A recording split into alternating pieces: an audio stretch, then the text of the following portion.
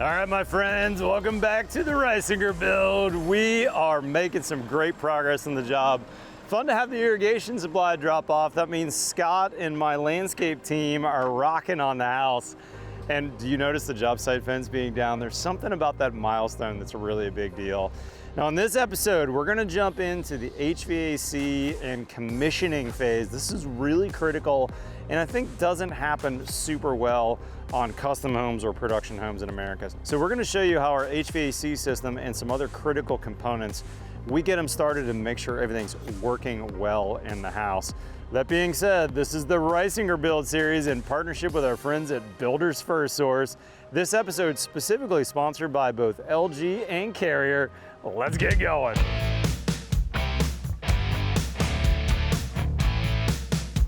A Build Original series in partnership with Builders FirstSource. The Rheia build. Man, cleaning all the windows in the house made such a big difference. My Pella front door, now that's all cleaned up, looking fabulous. Now this is not the final walkthrough. We actually have my HVAC guys on site. I've got my Rheia duct guy here, and my LG rep is gonna be on site here in a minute, Rheia, who's an old friend. But just for a second, let me show you how good this is looking. Now the hardwoods have been uncovered. I've got my Delta Millwork ceiling. Look how nice this home office space looks. But this is a showstopper.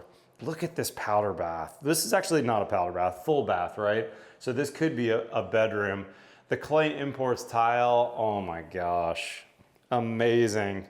This looks so good. I've got my lighted niche right here. That's that Schluter niche that we saw earlier. And all of this incredible hardware from Kohler just looking fabulous. Now we still have a shower door coming for this, so we still gotta work on that. And as a side note, everything you see here is actually from Kohler. That's Kohler lighting, Kohler mirror. This vanity and top and sink is all from Kohler. I love these because literally this cabinet just dropped into place, screwed into the wall, and the plumbers hooked it up. It's really nice not having to measure and have the countertop guy come out. Looking so good over here. But we're talking today about HVAC commissioning. I wanted to show you a couple things on HVAC. You know, one of the big things in commissioning is getting all your vents on the outside of the house. And I actually brought a couple sample vents. This is the one we're actually gonna use for the dryer. If you don't know this product, this is by Innovate. This is roughly, 40-ish bucks, maybe $45. But those plastic ones that you see for dryers are garbage. Don't use those. Spend the money and get a decent one. These are 22 gauge steel. They're powder coated. You can get them in whatever, well, not whatever, several flavors. You could paint this as well. But the deal is it's got a magnet on this, and see there's no screen on there. When that dryer kicks on and we get a 200 CFM exhaust out of that dryer, this is gonna pop open and there's nothing to obstruct the lint. They make a different version that's intended to be an exhaust fan. Let's say a bath fan, which is what this one would be, or maybe a kitchen exhaust fan. So a 6-inch wall vent, a 4-inch wall vent. I really like these because they've got a built-in screen. So I think we're just checking which color we're gonna use on the outside of the house. Now the big deal that's happening right now is we're commissioning the HVAC system. In fact, Ron from Rheia Duct is gonna be here any minute to help us commission this first floor unit, which you can't see it here, but if you go up in the attic, you'll see all these Rheia Duct home run tubes that we installed on a previous episode. I gotta tell you, this HVAC closet though looks absolutely fantastic. Full waterproofed floor. I've got an overflow pan in here. The drain's all been hooked up. We had my guys paint the gray on the bottom pass through, and then we painted black a little bit on the other side where you're seeing these grills. So this is an upflow unit. These grills are not in place yet, but we pre-painted that all black. So when that grill goes into place, that'll all look black. Now that unit, if you bend down with me, you can see that unit right there. This unit here, or this side pass-through rather, is just to get enough airflow through into that unit. So this is basically just a closet floor that we elevated. In fact, if we walk over here, you can see it. We've turned it from kind of a mini walk-in closet to actually a reach-in closet now. So that platform under there is just simply an air return. into that closet below. And this is just some shelving for games or storage or whatever. Now, when I was here with Mike, my city inspector though, he made a really good point. If this would have been a walk-in closet, this window would have needed to be tempered. It's not tempered, it's not required for a reach-in closet, but had this been a walk-in closet, this would have needed to be tempered. So that's something to think about in the future. And recently I've been thinking about and learning about wildfire resistance, and it's not that much more money to get tempered glass. So on my next project, I might actually look to see what a whole house full of tempered might end up going for. Another thing that Mike, my inspector, cautioned me about that I'll need to fix before my final is we're here in the master, and from the Pella factory, they installed a sash limiter. See this right here? This is intended to make kids not fall out of a second-story window. It limits the amount of escape or fall potential here, but this wouldn't meet code for egress, especially if this is a kid's bedroom. A kid may not see this push the red button and open it designation here. So I actually need to remove those sash limiters from the bedroom spaces.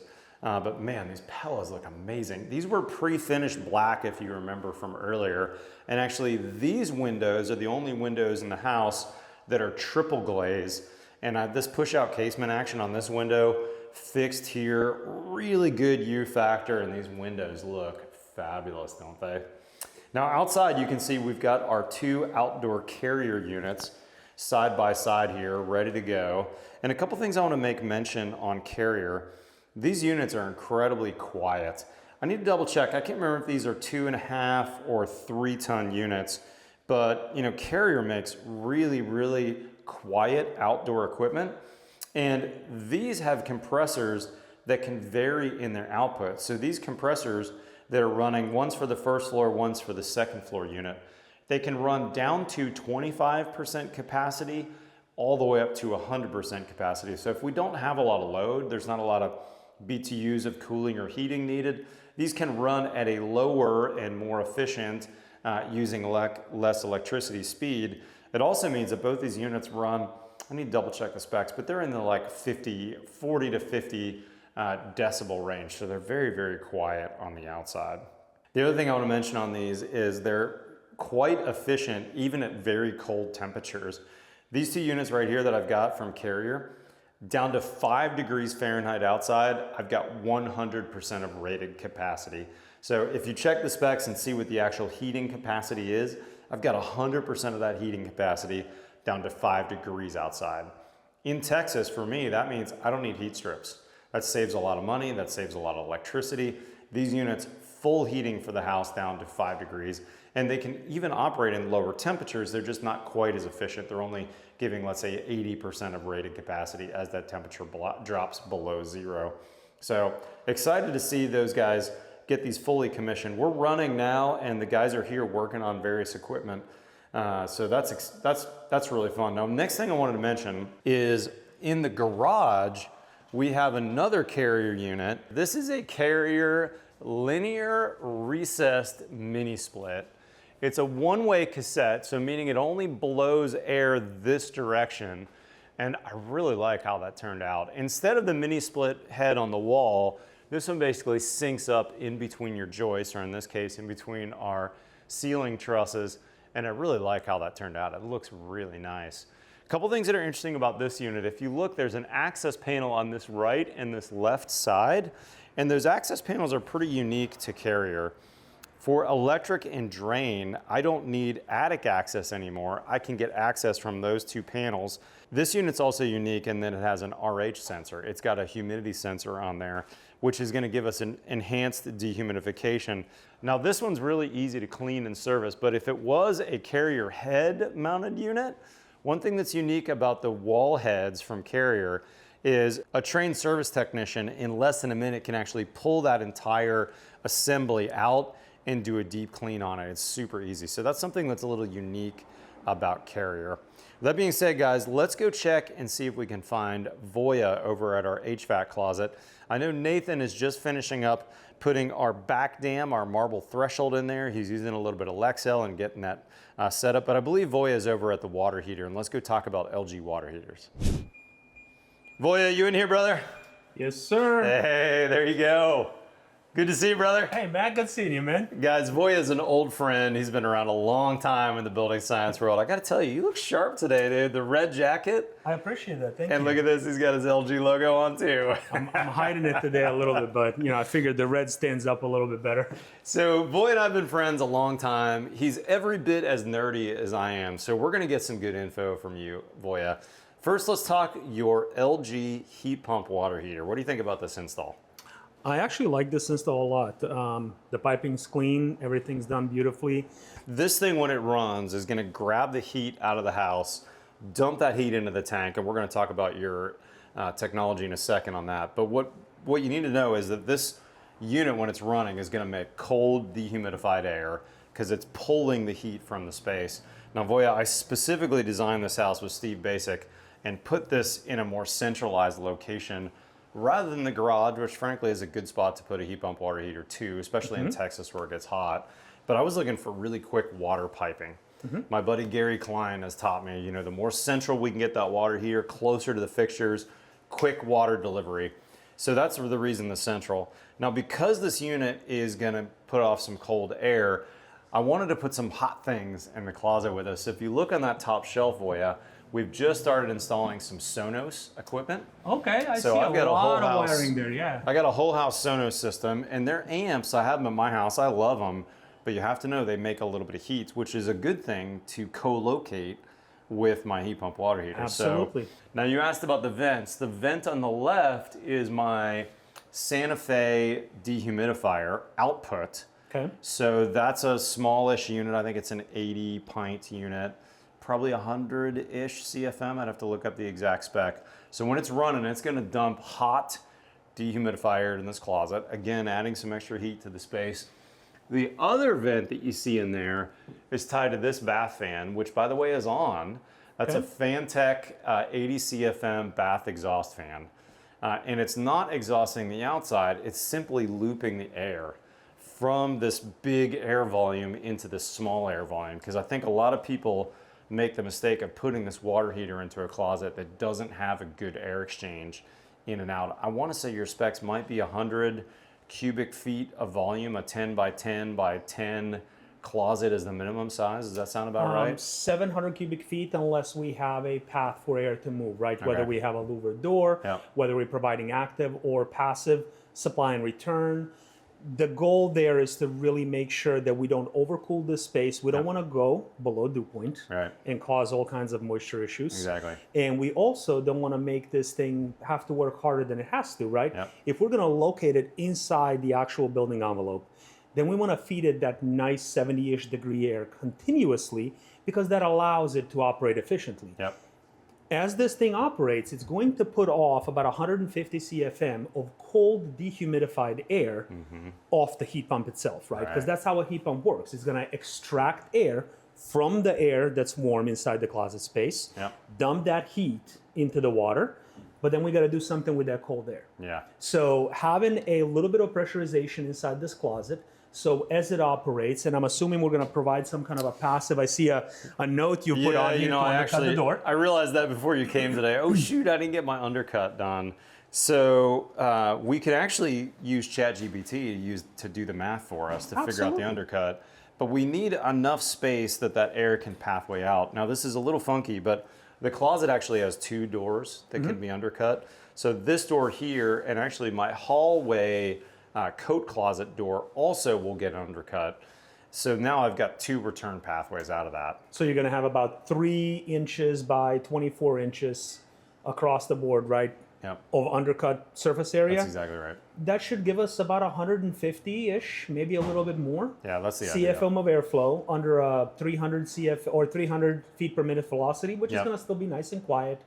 It's not going to create any kind of a static pressure. Yep. That should allow this thing to breathe efficiently. That's right. And to make sure that we're keeping the conditions inside this ideal Yep. for the operation of the heat pump water heater, and to make sure we're not causing any kind of structural issues. This one has a turbo mode. Yes. That I wasn't quite sure in reading the literature. What is that doing for us? All right, so let's talk about all 4 modes on this one, and then we'll touch on the turbo mode. So Perfect.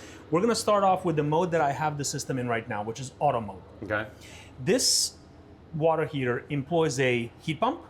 And in addition to that, it has two heating elements, two 5 kW heating elements, one on the top, one on the bottom. Okay. Important thing to note is they never run both at the same time. Oh, that's interesting. They're strategically positioned so that one activates when the water heater senses that it needs a lot of pass-through. Okay. Okay. The lower one will activate when it senses that it needs to recover the entire water volume of the tank quickly. Fascinating. Right? So you get a faster recovery of the whole tank from the bottom, but you get a faster hot water delivery if you're heating from the top. Okay. Right? Makes sense, yeah. So it knows which heating element to activate. Yep. Another important thing, standard heating elements. So for service, if one ever fails, they're serviceable through this panel right here. This pops great. off. Cool. 2 screws, remove the heating element, go to Home Depot, buy a new one, plug it right back in. Fabulous. Right. So we provide warranty, but if it's a pinch kind of situation, get it done, get back to us, and we'll go ahead and work out what we need to do to provide a replacement for That's killer. So that's auto mode. That's auto mode. The other thing to notice in auto mode is when we are in auto mode, we are going to look for a 20 Celsius, so that's about 36 degree Fahrenheit, delta T. So that's the differential between our set point and the temperature of the water actually in the tank at the time. Okay. Before we activate the heating elements supplementally to the heat pump. Got it. In other words, So- let the heat pump do its work because it's very efficient. Much more efficient. However, if I have 10 relatives over and we all shower back to back, we drain this thing. Yes. It knows, oh shoot, we got a big delta T here. Let's go ahead and activate both the heat pump and the elements. Correct. But in auto mode, the important thing to notice is going to wait for that 36 Fahrenheit degree difference between set point and where your water is. Got it. Right? Okay. The other important thing to note also on these is that unlike the old and traditional hybrid and heat pump water heaters, where they can run just a heat pump or just a heating element, it's never both. Mm-hmm. With this technology, we run the heating element in addition to the heat pump. Oh, So that's we do cool. not lock out the heat pump until we get below 20 degrees Fahrenheit. Oh, that's right. great. So the low end for this heat pump water heater is 20 degree ambient. Okay, inside temperature. That's Of the if air you put it around in it. a garage, for example. Right, and you were in and Connecticut. And you go below 20, it's going to deactivate the heat pump and it's going to run as a electric Oh, water that's heater. smart. Right. That's some good engineering right So there. it's a heck of a lot better than like 40-ish degrees or so, which what Right. we've seen in 10, 15, 20 years ago heat pump water heaters. That's right. Huge advancement. Yeah. The next mode is going to be turbo mode. Okay, That's so the one what's- you want to know about. So what's turbo do? The only difference between turbo and auto is that it narrows that delta T differential between set point Oh. and water temperature. So now instead of looking for 36 degrees or 20 Celsius, it's looking for 12 Celsius, which is about 22 degrees. So in Matt language, this is the hair trigger mode. Like, hey, I Correct. think we're probably going to need some Yes. extra hot water. This is what you're going to want when you My- have all your in-laws My coming over. company's coming over. I'm going to hit this baby in turbo mode, Yes. so it doesn't wait for the tank to be colder. It's going to go pretty quick. Correct. That's Which smart. again That's really smart. allows the heat pump to do its work Right. much, much faster. Yeah, And we have less need for that supplemental heat super smart. once we kick it in, right? Okay, the so next- that's auto and turbo. What's Yep. next? The next mode is going to be vacation. This is going to set the temperature back, the actual set point temperature back, Yeah. by roughly 30 degrees. Don't run. I'm not here. I'm not here. I don't need to maintain it. Yeah. I just want that water temperature to stay warm enough so I don't have freezing pipes or any kinds of issues like that in Super Connecticut, smart. for example. Right. Right? Yeah. The next mode after that is going to be heat pump. That is going to lock out the heating elements, and it is going to operate at its peak efficiency, only running heat pump. Okay, so let me pause on that for 1 second. I coach over the year. I've been putting heat pump water heaters in since the very first one came in the market, probably 2009. And I coach my clients run it on eco mode, or in this case, heat pump only mode to start, because I've found 99% of the time no one needs anything but heat pump mode. It makes a ton of hot water, and we also went with the 80-gallon size here. So when I'm running at 120 degrees, I've got 80 gallons of hot water standing by. This family of 4 that's going to live here, I doubt they're ever going to need to do anything but heat pump mode. Would you agree with that? I would pretty much agree with that. I do want to mention, because the air intake for this water heater, the supply air is on the top, we also have a cleanable, washable filter up. Gotcha. Very, very important for homeowners, How plumbers often doing should service. we be checking that?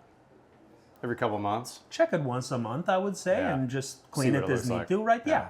Kind of like you said, start more often in the beginning, Right. and you learn eventually how often you need to check it. But it's Yeah. very, very simple and easy to pull out completely. I'm not going to do it right now because then I'll have to try to figure out how to like find exactly the slots to put it back in. I like it. But you know, with a little step stool, you can see easily, pop it back in. That's it. Cold air is going to exhaust against the back. We're pretty much covered across the board. I love it. Let's switch gears and talk about some other LG appliances going in this house. Absolutely. Which, as a matter of fact, are going to go right in front of us, Voya. We're in the laundry space. This is kind of a big room. Okay. We've got my emergency overflow pan. Not that I don't trust your LG appliances, but I like to have an emergency pan everywhere that does have a drain to the outside. And Voya, when I started the project, I wasn't sure which equipment I was going to use. So I've got an exhaust for a dryer here, but we actually don't need that, do we? I was going to say, when I first walked in here and looked at that, I went, wow, so why did go you check it spend out. all that time cutting a hole in your building?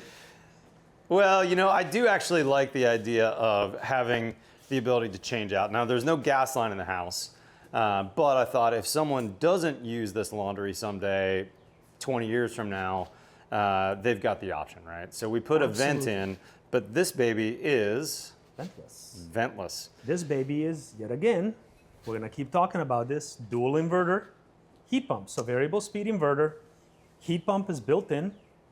This thing, as you come mentioned around it, the that we back, look at yeah. the back, there is no vent anywhere here. Yeah, so right? when you look at the back of this unit, I'm gonna slide it over for the camera a little bit. You know, a typical dryer has got a big tube right here, a 4-inch duct that's gonna push to the outside. You can see we put that recessed dryer box in so that wouldn't kink. Now, in the future, maybe they need that, but this unit doesn't exhaust anything out of the house. Back of the washing machine, normal, right? But this dryer is recycling the air. Now, we do have a condensate drain. You're gonna show us There is a that right condensate there. drain that comes with the dryer, and I'm going to show that right now. Because it And will make condensate. Correct. Because as we dry the clothes, all that moisture has to go somewhere. Yeah. In a typical situation, so let's talk a typical electric or gas dryer. What's going to happen is you're going to have about 200 CFM of air being exhausted outside, Dumping outside. right? And you have a tight house. Yeah.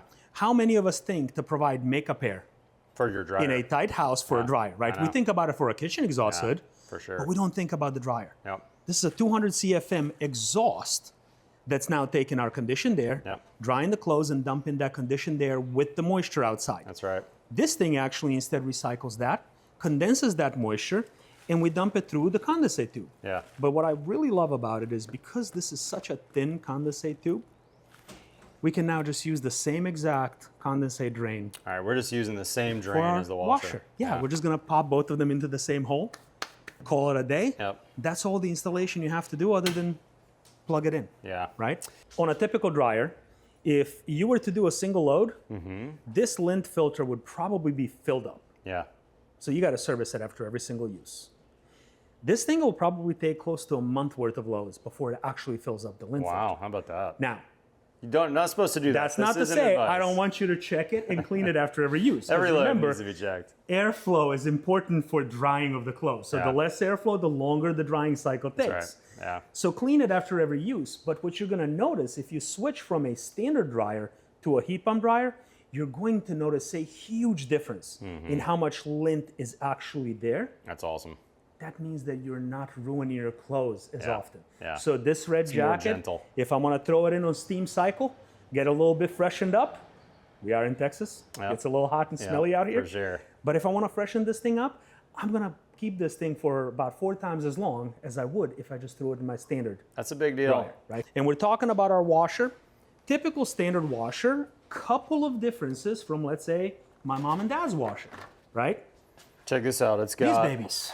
a detergent and a softener. So what you do is you put your Tide Ultra Oxy liquid, fill this sucker up, and now it's going to auto dispense, right? Correct. It's going to weigh the load.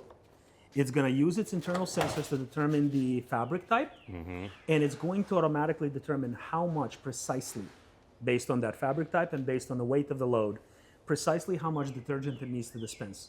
Most of the time what we're gonna do is we're gonna fill up a cap, Right. we're gonna dump it in here, right? Yeah. Whether we were washing 3 t-shirts or an oversized load. Sure. This is gonna apply exactly what it needs when it needs it. Now, Smart. if you wanna go ahead and just do your own thing, Sure, you can still do that. you can still do that. Sure. You can still fill your liquid bleach in here. That's the only thing that's not going to be measured is liquid bleach, right? Because Don't use liquid this thing bleach. doesn't know if you got whites only or if you got just lights. I'm an Oxy guy. I really like the Oxy products. absolutely. I don't use any liquid bleach. So ThinQ is our app, our interface. yeah, A lot of folks that have LG products in their homes, TVs, other laundry appliances, that kitchen app. appliances. A lot of our product is Wi-Fi enabled. Killer. Right? So what I can do with this setup or with your soon-to-be new LG all-in-one washer dryer, you set it up and you hook it up to your ThinQ app. You hook up your water heater to your ThinQ app. Your HVAC products that are LG, you hook them up to the ThinQ app. Your appliances in the kitchen. Cool. As it actually completes the load, or if there's any issues, it's going to message you. So lots of really cool benefits because LG, just like other companies out there, our goal is to make the consumers' lives as smart and as good as we possibly can.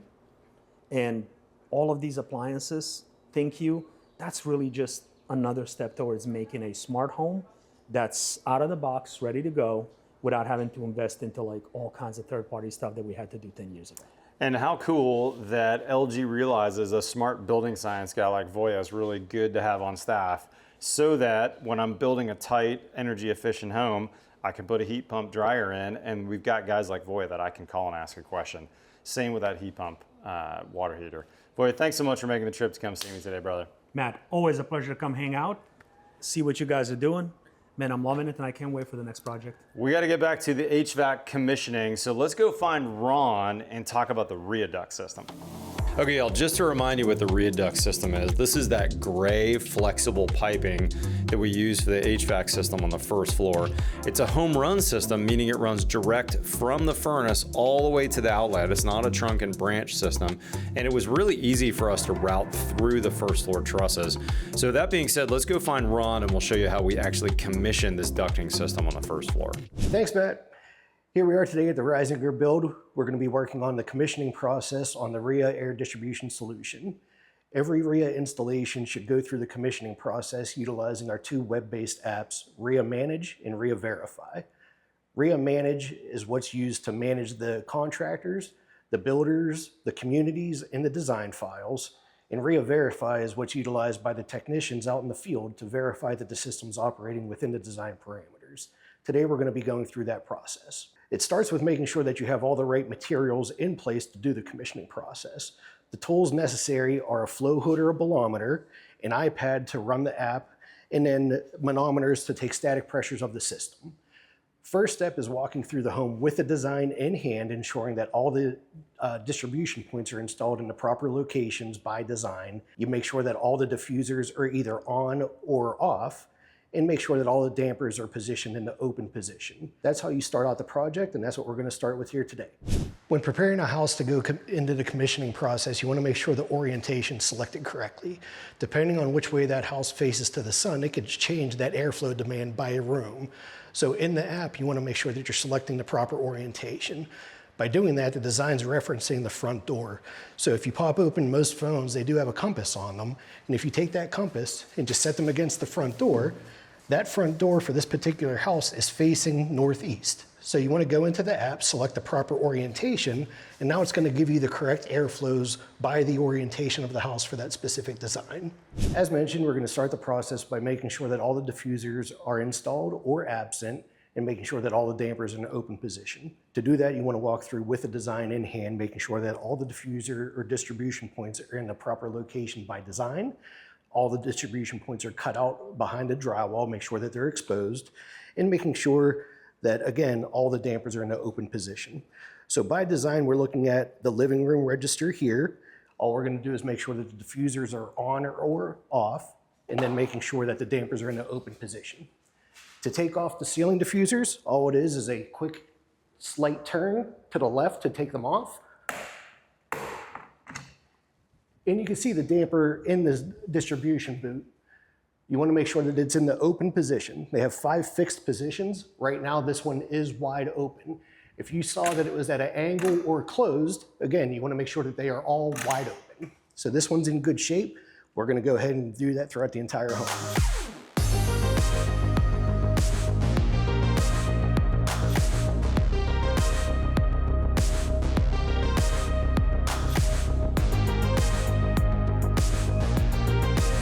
Now that we've verified that all the diffusers are off and all the dampers are in the open position, the technician's going to log into the Rheia Verify app. From there, they're going to select the proper community, the proper lot, and it's going to take you straight into that lot where the JSON file, which is your actual design file, is operating in the background. The first step that you're going to do is look at the global settings. It's going to call out the air handler information, which is really just the model number. You're going to make sure that the correct piece of equipment has been installed to the manual S. It already calls it out on the app itself, so you're just verifying that the right piece of equipment's been installed. Once you've done that, you could go ahead and add the serial number for that piece of equipment for your own references, and then you're going to advance by hitting Verify and Proceed on the app. The next step is it's showing you the blower settings. As you can see, it shows the heating demand, the cooling demand of airflow. You're always going to pick the higher of the 2 airflows to ensure that you have the right amount of airflow to condition that home. It also shows you what the design static pressures are for that system. You're going to utilize the blower data chart from your specific piece of equipment, taking your static pressures, making sure that you're delivering the right amount of airflow. To do that, you're going to need your manometers on both the supply and return side of the system, taking proper static pressure readings and inputting that information into the proper fields on the app. Let's go do that now. So now we're going to start with the global measurements. The first thing you want to do is remove the filter.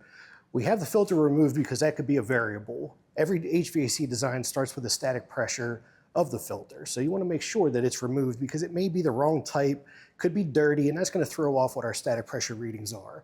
We're going to add that static pressure on the back end, so we're not removing it and ignoring it. We just want to eliminate that variable and keep a steady baseline. So we've already gone ahead and removed the filter. We went ahead and installed our supply and return static probes to make sure that we're getting an accurate static pressure reading. We're going to go into the app and we're testing at the rough, so you're going to make that selection. We're going to be testing the equipment in cooling mode.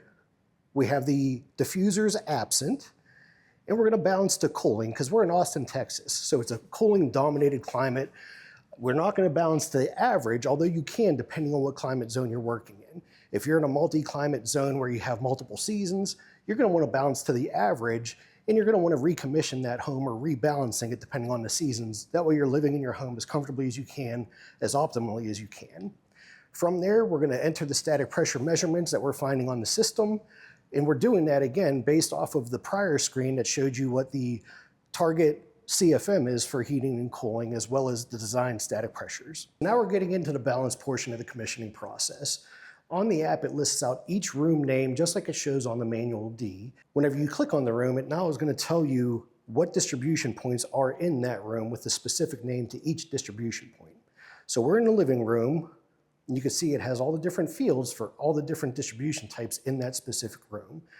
We're going to start here on the right-hand side where the register name is just living room.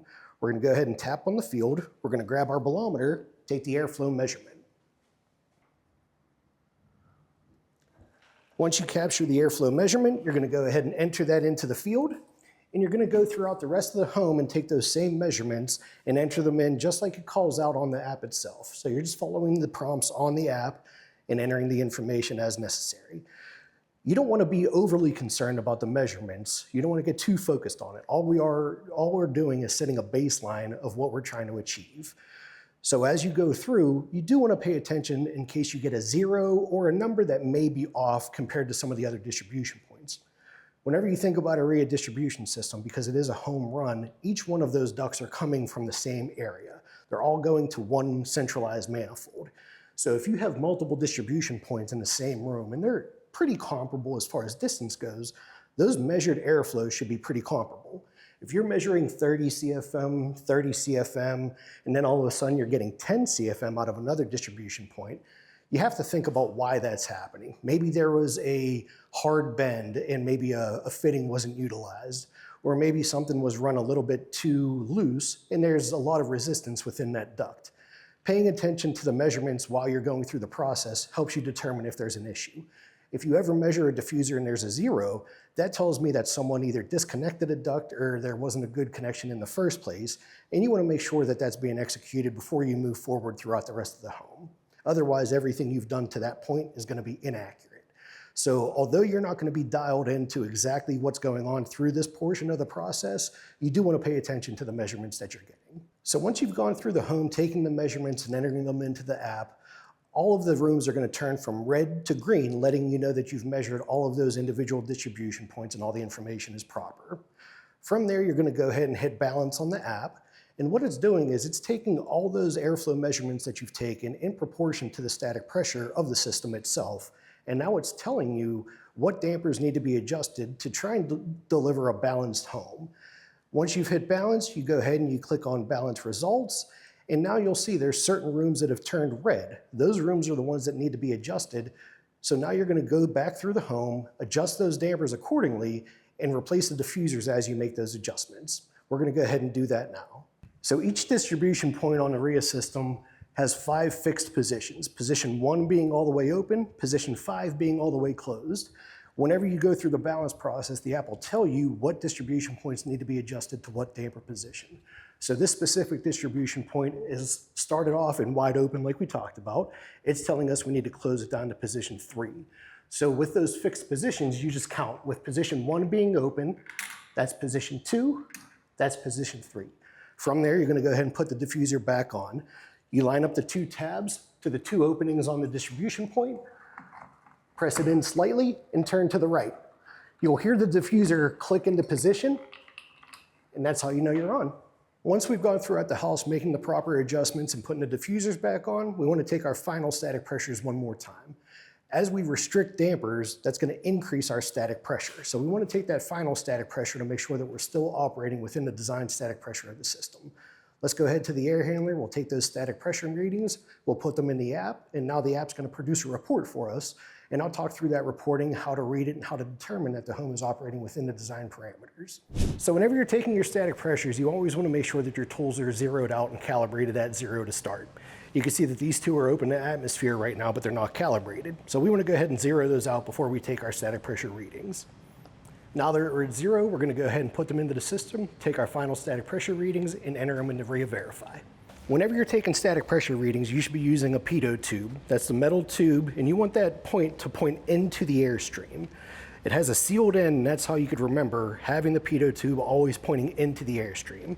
So on the supply side, this being an upflow piece of equipment, we're going to have that arrow in the point of that pitot tube pointing down into the airstream. On the return side, we want to have the same thing, the pitot tube pointing down into the airstream. And because this is a free draw mechanical room, we want to make sure that we're taking those measurements with the door shut. Once the system's balanced out a little bit, you can see on the supply side, we're at a 0.41 static, and on the return side, we're at a negative 0.02. Your return should always be a negative static pressure number. We're going to go ahead and enter those into the app and review the Verify report through Rheia Manage.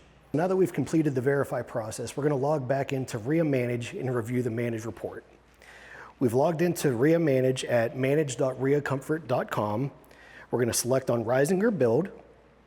We're going to go to Divisions. Then we're going to select Division Details. We're in Austin, so we're going to go ahead and click on Austin being the division.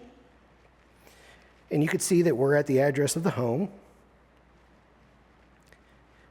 Air Right Design did the installation, so we're acting as if we're the HVAC contractor right now.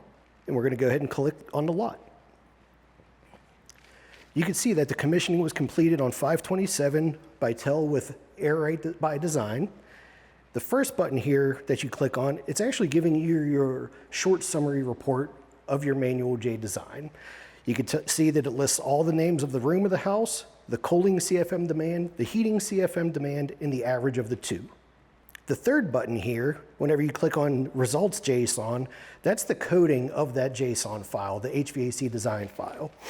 Whenever you go through, it shows each room in the airflow that was measured in the field that was entered into the app itself. The middle button is really the important one that we want to look at. That's where you'll find the Rheia Verify report. This is a short summary of it, listing the name of each room, the airflow, the target airflow, the CFM difference, and the percent difference. And then the last one is the damper positions. Anytime you see multiple numbers on the damper positions, that's because there's multiple distribution points in that room. At the top of the page, you can see that you could either download a PDF or you could open it up in the web browser. All the actual design information that was put into the Manual J, Manual S, Manual D calculations of the home. We're going to skip down to the bottom portion and talk through some of the terminology that's used within the Verify reporting. Here you'll see a little bit of a terminology glossary, if you will. Whenever we talk about airflow, we're talking about the normalized predictions of airflow based off of the static pressure and the airflow measurements that we've taken in the field. The target airflow is the target airflow that we want to achieve based off of the Manual J design information. The delta is the difference between the target airflows and the measured airflows in the field.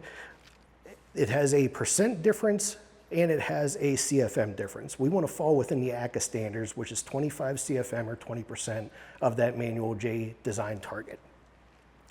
The last portion is the damper positions, position 1 being all the way open, position 5 being all the way closed. You want to utilize that information to determine if this house is balanced correctly. So we're going to go back up to the Verify portion, and we're going to start with the information that we measured out in the field. You can see that our final static pressures have been entered with the proper orientation of the home. Checking the orientation of the home is very important. Whenever a JSON file is uploaded within to Rheia Manage and Rheia Verify, those airflows are going to change depending on which way that home is oriented. So whenever we started the process, we made sure that the orientation of the home is selected correctly.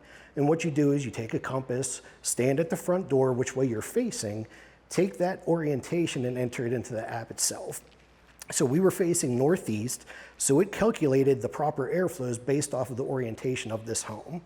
From there, we want to look at these two columns, the delta and the percent delta. Just like we had mentioned in the glossary, we want to be within 25 CFM or 20%. Now, smaller rooms, you're going to see a higher percent difference, and that's okay because we're still going to be within that 25 CFM range. Remember, this is just balancing the equipment based off of the information that we're putting in. So you have to make sure that the system is set up correctly with the proper blower speeds to the design, you're taking proper airflow measurements, and you're entering it in accurately. From there, you can see that we're well within the percentage range. Even though on some of them we're very high, we're still within the 25 CFM range. When you look at the one room here, you can see that the guest bathroom is still a little bit high and it's only targeting 1 CFM. The reason the app didn't balance that out further is because we want to still be within that proper design static pressure. So whenever we look at our design static pressure measurements that we measured in the field, we're at 0.41 on the supply and negative 0.02. That gives us a 0.43 of static pressure. But like we talked about earlier, we have to add back in the filter static pressure, which for this system is at 0.15. So now you're adding that 0.15 measurement on top of the 0.41 and the 0.02. That gives you a total static pressure of 0.58, which is very close to our target design static pressure of 0.60.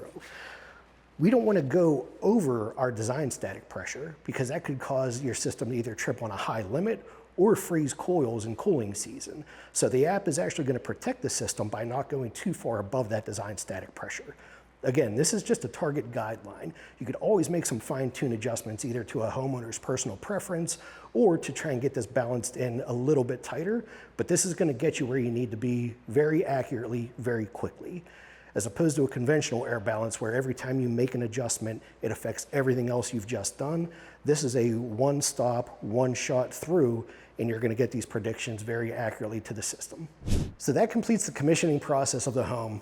Just want to say thank you to Matt Reisinger and the Build Show team for the opportunity to work with everyone on this project. It's been a great experience for all of us.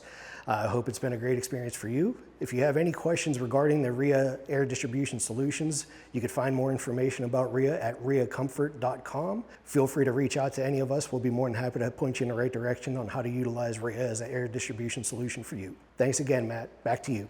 All right, y'all, listen to this. I'm right up on the unit. It ramped up its speed a little bit on the fan, but man, that is incredibly quiet. I'm gonna be silent for 1 second here. All right, now I stand up and I'm not in the wind speed anymore. I don't know what that is, but that feels to me like it's maybe 40, 45 decibels. I wish I had my dB meter. It's really, really quiet. Look how clean this install looks too. Electrician's got our AC disconnect on the side. I do wish that I would have had my mounting block a little bit taller. It's not that big a deal on the end. And then check out that Titan outlet. Whew, those look real nice, don't they? They've got their PVC covers going from AirX Manufacturing, and those line sets and the insulation are totally protected. This is my secondary drain from the inside that you're seeing here. Again, AC disconnect. I wish that block was a little bit longer. Oh well, next time I'll do it a little bit better. This block couldn't have been any more perfect though. Again, that's that Titan outlet. So this pipe you're seeing here, this is actually the drain that's in the floor, and I believe this is also connected to another floor drain, potentially the pan for the laundry unit or the pan underneath the dishwasher. So those are draining there. Those are emergency only drains. There's a P-trap in there. We filled those P-traps with mineral oil. One thing I need though that I'm not seeing that I think I need to get before the final episode, this doesn't have a screen on it. I want to add a, basically not like a bug screen, but more like a rat screen to make sure that critters couldn't get in there. They sell those in various places, so I'll see if I can find that screen before we finish this, this house out. But guys, the house is looking amazing. I mean, look at it. I'm so proud of how this thing's turning out. The James Hardie siding, the paint job, all the trades have just done a fabulous job here, but super fun to see this commissioning happening from both my air right guys and the Rheia duct guys. I thought Ron did an amazing job explaining. And I love the idea that if we do get some need to come back and work on some comfort in the house, that Rheia system really makes it easy for us to do it. But in the end, I think this carrier system, along with a really good envelope, a fresh air system, this is really gonna deliver some amazing results for these clients to live in. Stay tuned for my final episode though. We'll crawl in the attics. I'll show you the maintenance schedule that we've set up for our homeowners. We'll show you how the fresh air system got commissioned. We'll look at the final finishes on the house. We're getting really, really close. If you guys don't know, by the way, this plan, as well as my house, is available on the BFS Home Plan Library site. So if you wanted to build this exact house that we've done now 23 episodes of construction on, including the specs, you could build this exact same house. They've got that all available for you. You could use the ready frame package like we did to build this thing super fast. But we're about a year of construction right now. I realize that's long for some people and it's quite a bit shorter for a lot of my projects. This has been a really fun project. BFS, an amazing partner. Go catch up on the previous episodes if you haven't, and stay tuned for our final walkthrough that is coming next. With that being said, guys, this is the Rheia build in partnership with our friends at Builders FirstSource. We'll see you next time on the Build Show.